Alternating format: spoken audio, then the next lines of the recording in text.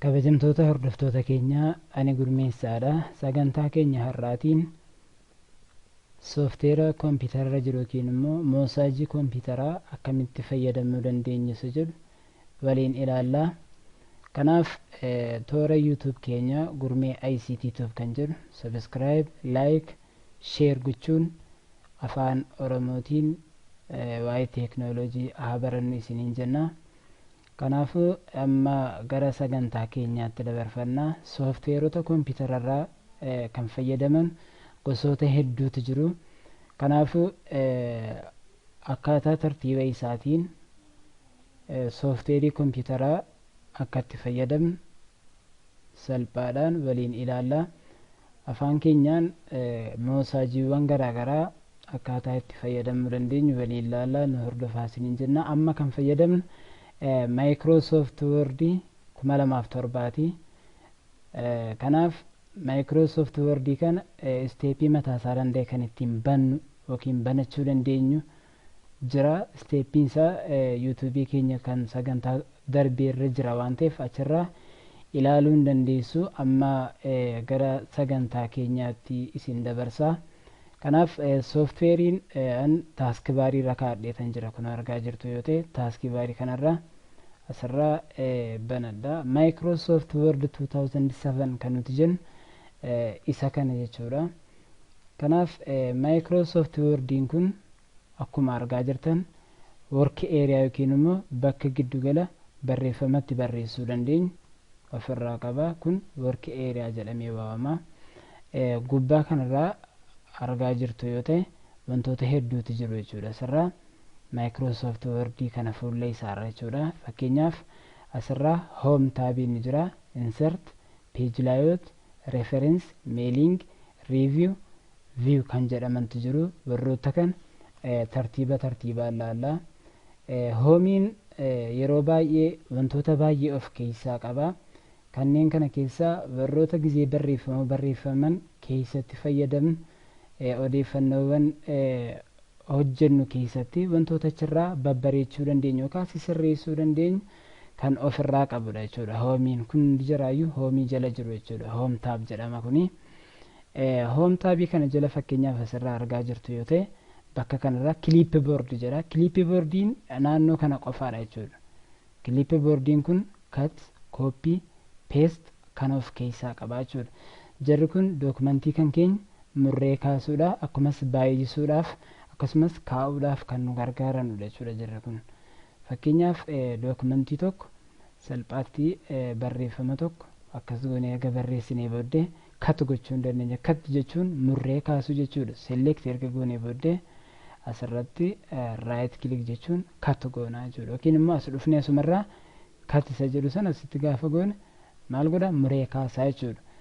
Ammas deebisnee isa murree kaasne kana kat jechuun muruu jechuudha afaan Oromootiin.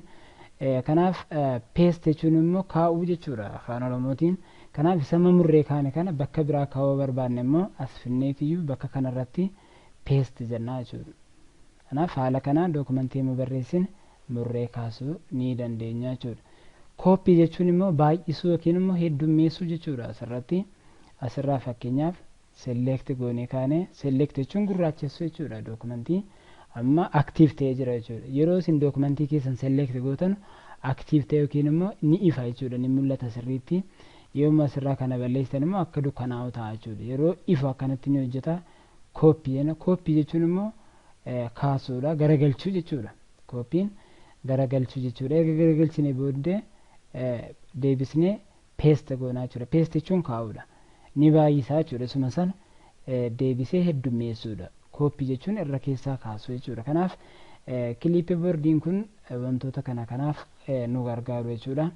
Itti aansee immoo naannoo kana daangaa kana keessa kan jiran hoomiidhuma jala ta'ee foont kan jedhaman ni jiru. As jala kun foont jedhamanii waamamu. Foontiin kun kan nu gargaaruuf wantoota hedduudhaaf nu gargaara barreeffama keenyaaf jechuudha. Barreeffama keenyatti keessatti wantoota paaraagiraafii tokko salphaadhumatti baasee kan irratti hojjennu waliin keenya haala kanaan barreeffamoota barreessine irratti wantoota hojjechuu barbaannu kan irratti hojjennudha. Sisirreessuudhaaf, gurraachessuudhaaf akkasumas sarara jala gochuudhaaf kan fayyadamnu foontii jalatti jechuudha. Amma fakkeenyaaf kun gosa barreeffamaa noormaalii yookiin immoo diifooltii kan kompiitaraati jechuudha. Foontii keessa seennee taayip teekstii yookiin immoo cheenji foont feesii isaa jijjiiruudhaaf yoo barbaanne eddeettii bakka kanarratti tuquudhaan as keessaa foontii gosa garaagaraa hedduutu jira jechuudha. Asirraa haala kanaan jijjiiruu dandeenya gosa barreeffamaa jechuudha. Gosa barreeffamaa akkaataa kanaan jijjiiruu dandeenya jechuudha. Itti aansuudhaan asuma foontiidhuma jala immoo as lakkoofsi ni jira. Foonti saayiziidha kun. Foonti jechuun hanga barreeffamichaati. Saayizii isaa guddisuu. Fakkeenyaaf 11 irra jira. Asirraa 12, 18 akkuma isin dabalaa deemtanuun gurguddataa deemaa jechuudha. Amma 16 goone irraa asirraa haala kanaan asirratti argachuu ni dandeenya, hojjechuu ni dandeenya jechuudha. Foontii isaas saayizii isaallee akkasitti jijjiiruu ni dandeenya jechuudha. Inni kan biraan asirraa yoo argaa jiraattan baa, i, u kan jedhu kun jira. B jechuun booldi jechuudha. Booldi jechuun gurraachessuu jechuudha. Dookumentii keessan gurraachessuu jechuudha. Fakkeenyaaf kan akka mata dureetti fayyadamna. Asirraa dookumentii kan gurraachessuu yoo barbaanne mata duree fakkeenyaaf yeroo baay'ee mata dureen gurraachessuu barbaada. Dookumentii kan keenya bakka gurraachessinu sana select goona yookiin immoo akkasitti gurraachessina. Erga gurraachessine booddee booldi jenna. Biisiin jettu kun booldi jechuudha. Booldi jechuun bareechee adda godheetiyyuu kan isa kaanirraa dookumentii adda godhee kaa'udha jechuudha. Amma asirraa argaa jirtu yoo ta'e inni jalaatiif inni gubbaa garaagaraa jechuudha. Kanaafuu biin booldi gochuudhaaf nu gargaara. Iin immoo itaalik jedhama. Itaalik jechuun dalga jallisanii kaa'udha. Amma fakkeenyaaf kun qubee ol sirrii dhaabatee jirudha. Erga gurraachessinee kaanee booddee ii kanarratti yeroo tuqnu itaalikii ta'a jechuudha. Gosa teekstii yookiin immoo gosa barreeffamaa keessaa lama argaa jirtu ta'e haala kanaan sirreessuu danda'a jechuudha. Inni itti aanu immoo uudha. U jechuun underline jechuudha afaan Ingiliffaatiin jala sararuu isa jennu sana jechuudha. Kanaaf amma mata duree keenya kana jalatti jala sararuu yoo barbaanne asitti akkas gooneeti yoo sirraa dhufnee u kana yoo tuqne sararaan nuu kaa'a jechuudha. Akkuma argaa jirtan haala kanaan sarara jala nuu kaa'eera jechuudha mata duree keenya jalatti. Kanaafuu kana fakkaata. Ammas bakka kana foontiidhuma jalatti asirraa wanti x jalaan iskeerii wayii qabdu jira. Superscript jedhama jechuudha. Gizee yeroo baay'ee kan fayyadaman warroota keemistiriiti. Keemistirii superscriptii fi sabscriptii jedhamne. Amma asirraa argaa jirtu yoo ta'e superscript jedha. Asirra immoo yookiin sabscriptii jedhama. Fakkeenyaaf foormulaa bishaanii barreessinee ilaalla. Kanarratti yeroo baay'ee keemistiriidhaan yeroo barreeffamu superscriptiidhaa fi sabscriptiidhaan kan inni barreessu. Inni kun superscriptiin jalarra gadi godha jechuudha. Keemistirii keessatti yeroo baay'ee tooftaa kanaan hojjetama jechuudha. Foormulaan kompiitara irratti yeroo barreeffamu jechuudha. Asirraa immoo sabscriptii jedhama. Akkasitti tooftaa kanaan hojjechuu dandeenya. Faayidaan jaraa kanaaf jechuudha. Superscriptiin fi sabscriptiin foontii jalatti argaman jechuudha. Inni kan biraa immoo change case a guddaa fi a xiqqaa walitti siqee jiru jira. Kunis change case jechuun foontii barreeffama keenya yookiin immoo barreeffama keenya barreessine sana aluma tokkotti qubee isaa sana jijjiiruu alfaabeetii dhiifama qubee barreessine kana gara qubee gurguddaatti jijjiiruudha yookiin immoo qubee xixiqqaatti jijjiiruu barbaanna. Kun baay'een isaa qubee xixiqqaadha waan ta'eef erga gurraachessinee kaanee booddee al tokkicha cheenji keessisaa gara kaapitaalii yookiin immoo qubee gurguddaatti jijjiiruu hin dandeenya. Fakkeenyaaf upper case kan jedhu kun jira. Upper case yoon godhe barreeffamni kun hundisaayyuu qubee gurguddaa ta'a jechuudha. Amma argaa jirtu yoo ta'e asirratti qubee gurguddaa godheeraa jechuudha hunduma isaa al tokkotu. Kanaaf kun cheenji case jedhama jechuudha. Akkasuma immoo qubee jalqabaa qofa akka inni gurguddaa godhu gochuu ni danda'ama jechuudha. Fakkeenyaaf sentence case. Sentence case jechuun kan jalqabarra jiru qofa jalqabarra kan jiru bakka tuqaadhaan dhaabbatee irraa kaasee qubee guddaa akka godhu kan taasisudha jechuudha. Inni kun sentence case jedhamee waamamaa jechuudha. ammas change case dhuma jalatti yoo ilaaltan kan biraas lower case jechuun guutummaan guutuu isaatti qubee xiqqaa gochuudha. Kanaafuu qubeen tokko kaapitaaliin keessatti hin argamu jechuudha. Amma fakkeenyaaf argaa jirtu ta'e as keessa kaapitaaliin tokkoyyuu hin jiru jechuudha. Kun foontii keessa wantoota jiranidha jechuudha. As keessa hoomii jalatti foontii jala kan jiranudha jechuudha. Asirra immoo kalarii foonti kalariidha. Foonti kalarii jechuun barreeffama keenya sana kalariin isaa amma gurraacha ture waan ta'eef kalarii biraa yoo gochuu barbaaddan kalarii isaa san jijjiirrachuu ni dandeessu jechuudha. Amma kun kalarii bifa cuquliisaa ta'eera jechuudha. Foonti jechuun foonti kalariin isaa kanaa jechuudha. Asirraa immoo teekist haayilaayitarii isaadha jijjiiruu barbaaddanidha. Inni kun immoo fakkeenyaaf dugda duuba isaarraan akkasitti barreeffama isaarratti sarara irratti haala kanaan yeroo baay'ee koomentii yookiin immoo yaada kennuuf riisarchii keessatti nama fayyada jechuudha. Riisarchii irratti yeroo baay'ee advaayizaroonni yeroo fayyadaman bakka dogongora qabu iirarii yookiin immoo iirarii garaagaraa qabu akkas godhaniiti kaa'u jechuudha. Kanaaf haala kanaan fayyadamtanii kaa'uu ni dandeessu jechuudha. Yeroo irraa balleessuu barbaadan illee isuma dhuftanii noo kalar kan jedhu kanarra keessu jechuudha. Haala kanaan kalarii isaa jijjiiruu dandeessu jechuudha. Foontiin kun haala kanaan fayyadamuu dandeenya jechuudha. Asuma hoomii jalattis ammas inni itti aanee jiru sadaffaan paaraagraafiidha. Paaraagiraafii haala kamitti sirreeffachuu akka dandeenyu paaraagiraafii barreeffama keenyaadha. Akkamittiin sirreeffachuu dandeenya kan jedhu immoo wantoota as jiran kana keessatti jechuudha.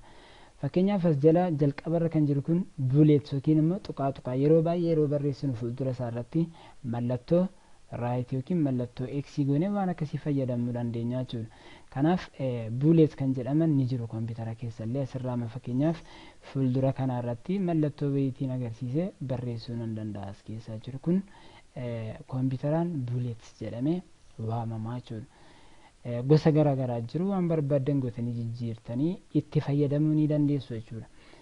Inni itti aanummoo asirraa nambariing lakkoofsaan gochuu barbaadan asirra immoo nambariing amma kan gara lakkoofsaatti jijjiiruu ni dandeessu yookiin immoo iddoo biraatti hojjechuu ni dandeessu jechuudha. Amma asirraa kaatanii lakkoofsaan gochuu ni danda'ama jechuudha. Asirraa nambariing kan jettu xiyya ishee xiqqoo kanarratti erga tuqnee booddee asirra dhufnee tokko yoo jennu tokkoon nuuf eegala jechuudha.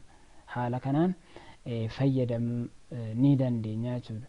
Kanaaf inni itti aanu immoo paaraagiraafii akkaataa taa'umsa paaraagiraafii keenyaa gama bitaatiin akka align teekist leeft kan jedhaa jira asirraa. Kun immoo seenter jedha walakkaarraa. Kun immoo raayit jedha gara mirgaatiin. Kun immoo kallattii lamaaniinuu walqixa kan ta'e fakkeenyaaf meemee kallattii bitaarra isa godhu irra keenya ilaalla akkam akka inni godhu ni ilaalla sirraan. Fakkeenyaaf bitaarra jira akkasitti walqixxeessee nuuf ka'a jechuudha. Isa walakkaarraa yookiin immoo sattaanee jiru irraa seenter jedha amma sirraa argaa jirtu. Seenter irratti yoo kiliik goone giddu galeessa irra nuuf ka'a jechuudha. Argaa jirtu haala kanaan ka'a jechuudha. Inni right text right align text right ni jiru kun gara mirgaatti buta jechuudha. Akkas mee isas ni ilaalla. Haala kanaan gara mirgaatti gara bitaatti naannessee akka waan barreeffama godhee agarsiisa jechuudha. Kanaaf paaraagiraafii keessa wantoonni jiran kana fakkaatu. Justify kan jedhu immoo kallattii lamaaniinuu walqixa kan ta'edha. Haala kanaan asiinis gama bitaatiinis gama mirgaatiinis akkaataan taa'umsa dookumentii isaadha walqixa kan ta'edhaan agarsiisaa jechuudha. Inni itti aanu immoo line spacing. Line spacing jechuun koompitara irratti gidduu paaraagiraafii keenyaa walirraa bal'isuu yoo barbaanne line spacing itti fayyadamna jechuudha. Line spacing kana meen ilaalla dookumentiin select ta'ee jira waan ta'eef asirratti yeroo tuqxan haganni walirraa fagaachuu barbaadan asirraa tokko tuqaa duwwaa tokko tuqaa tokko shan tokko tuqaa shan lama tuqaa duwwaa jedha. Mee tokko tuqaa shan goone ilaalla haganni walirraa bal'atu ilaalla amma argaa jirtu waan ta'eef haala kanaan walirraa bal'ataa deema. Lama yoo gootanis haala kanaan irrattuu bal'ataa deemaa jechuudha. Kanaaf haala salphaa ta'een paaraagiraafii kan keenya illee sirreeffataa deemuu ni dandeenya jechuudha. Itti aansee asirraa inni kun baakgiraawundi kalarii yookiin immoo sheediing akka gaadidduutti godhamee kan irratti hojjetamudha. Bakka barreeffama paaraagiraafii keenya irratti hojjennee ilaalame asirraa kalarii biraa goonee ilaalla. Baakgiraawundii dugda duuba barreeffamichaadha. Kalarii biraa godheetiyyuu agarsiisaa jechuudha dugda duuba isaarraa. Akkanatti yoo ilaalle fakkeenyaaf haala kanaan dugda duuba isaarraa gosa halluu biraatu jira jechuudha asirratti yoo argaa jiraattan haala kanaan kaa'aa jechuudha. Kanaaf asa kana haala kanaan fayyadamuu ni dandeenya jechuudha hordoftoota keenya. Yoo irraa balleessuu barbaaddan illee haala kanaan dookumenticha akkasitti gurraachessuudhaan bakkuma kana dhuftaniitiyyuu no color kan jedhu ni jira. No color isa jedhudha yoo keessan akkasitti irraa kaa'aa jechuudha. Kanaaf inni itti aanu immoo inni kun bottom borderii gubbaarraan kaa'uu yoo barbaanne haala kanaan fayyadamuu ni dandeenya jechuudha. Sarara gubbaarraan galchuu yoo barbaanne amma fakkeenyaaf bakka kanarratti galchuu barbaanne yoo ta'e asirratti sarara gubbaarraan akka galu yoo barbaanne haala kanaan asirratti jalaanis galchina yoo ta'e as dhufneetiyyuu bukkeerraan gara mirgaarraan gala yoo ta'e haala kanatti galchuu ni dandeenya jechuudha. Faayidaan isaa kanaaf nu gargaara. Paaraagraafiin walumaa galatti kana fakkaataa jechuudha. Inni itti aanu immoo istaayils kan jedhu jira. Istaayilii barreeffama isaa barreeffama barreessinee kana akkaataa nu gochuu qaba asirraa nutti agarsiisa. Kun gosoota barreeffama isaati jechuudha. Heading 1, heading 2, heading 3 waan jedhamu jira. Isa nutti agarsiisa jechuudha inni kun asirraa. Haala kanaan salphaatti gosa barreeffamaa mee waliin laallaa asirraa gosa barreeffamaa sada erga gurraachessinee booddee barreeffama haala kanaan irra deemsun kalarii isaatiin asirraa istaayilii nuuf jijjiiraa jechuudha. Waan barbaadan irra haala kanaan kaa'achuu ni dandeessu jechuudha hordoftoota keenya. Gosa baay'eetu jiru bakka kana tuqxanii yoo ilaaltan haala kanaan jijjiirra istaayilii barreeffamaa keenya jijjiiruudhaaf kan nu gargaarudha jechuudha kun. Kanaaf waa'ee teeknooloojii afaan oromootiin sirriitti hordofuudhaaf toora yuutuubii keenya gurmee ICT Tube like, subscribe, share gochuun nu hordofaa isiniin jenna. Kanaaf afaan oromootiin teeknooloojii baruunis barbaachisaadha waan ta'eef inni kan biraa inni hoomii jala jiru hoomii jala inni xumuraadha. Editing waan jettu xumurarra ni jirti. Wantoota kana find, replace and select kan jedhu jira. Kun sadanis faayidaa addaa qaba. Faayidaa baay'ee barbaachisaa qaba. Find jechuun barbaaduudhaaf kan nu gargaarudha. Fakkeenyaaf dookumentiin kan keenya baay'eedha yoo ta'e dookumentii barreeffame iddee barbaanne san qofa kan find nu gochuu danda'udha jechuudha. Mee iddee kanatti find goonee ilaalla. Asirraa bakka kanarraa find kan jedhu ni jira. Akkasitti tuqnaa jechuudha. Yeroo kan asitti nu ba'a. Fakkeenyaaf meemee asirraa look kan jedhu jira. Xumurarratti as keessatti barreessineetiyyuu find jennaanii waan sana dhaqee argachuu ni danda'a. Look jedheera amma sana booddee find kan jedhu ni jira. Find next jedheeni asirraa kun look kan jedhu kan biraas argateera jechuudha. Tokkos ni jira. Meeshaa xumura kan biraa yoo jiraate mas find next jennaanii asirraa akkanatti argateera jechuudha.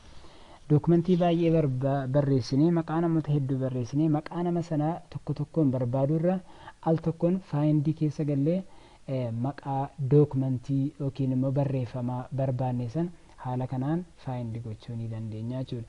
Inni kan biraa immoo replace jechuun jijjiiruu jechuudha. Findiin barbaaduu erga jennee replacein immoo jijjiiruudha. Maal jijjiiruudha akkati jijjiiramu waliin ilaalla. Find what waan barbaaddu sana jedha. Inni itti aanu immoo replace with isattiin jijjiiruu barbaadan. Fakkeenyaaf kan nuti replace gochuu barbaanne dookumentiidha yoo ta'e as keessatti dookumentii jennee barreessina. Dookument kan jedhu jira waan ta'eef kan galchuu barbaanne immoo kompiitar kan jedhu waan ta'eef kompiitara barreessina. Kompiitar faayidaa riipileesiin qabiyyuu ilaallaa jechuudha. Amma dookument kan jedhu as keessa bakka lama wayii jira. Isa jalqabaa asii kan jijjiirre ilaallaa jechuudha isa kana.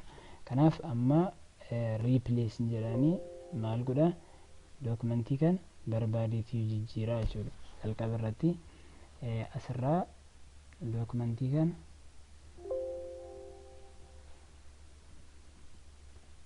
document asirratti immoo kan jijjiiruu barbaanne galchinaa asirratti computer kana replace jenna. Yeroo replace jenna bakka dookumentii jiru kanarraa barbaade jijjiiruu danda'a jechuudha. Argaa jirtoote asirraa amma akkasitti jijjiireera jechuudha. Argaa jirtoote bakka sila dookumentiin jiru maal godheera jijjiireera jechuudha. Haala kanaan riipileesiin akkaataa kanaan fayyadamuu dandeenya jechuudha. Inni itti aanu immoo selektiidha. Select jechuun dookumentii kan keenya select gochuu yookiin immoo gurraachessuu yoo barbaadnedha. Select all, select object kan jedhu jira. Select all yoo jennu hunda isaa kana dookumentii keenya kana hunda isaayyuu maal godha nuuf gurraachessaa jechuudha. Mee select all isa jedhu irratti gaafa goone haala kanaan nuuf ka'a jechuudha. Kanaaf hoomii jala wantoonni jiran kana fakkaatu. Kanaaf haala kanaan salphaatti dookumentii keenya kaa'uu ni dandeenya jechuudha hordoftoota keenya. Kanaaf itti aansuudhaan immoo insertiin maal akka fakkaatu tokko tokkoon ni ilaalla. Toora yuutuubii keenya laayik, sabskiraayib, sheer gochuun nu hordofaa isiniin jenna. Galatooma.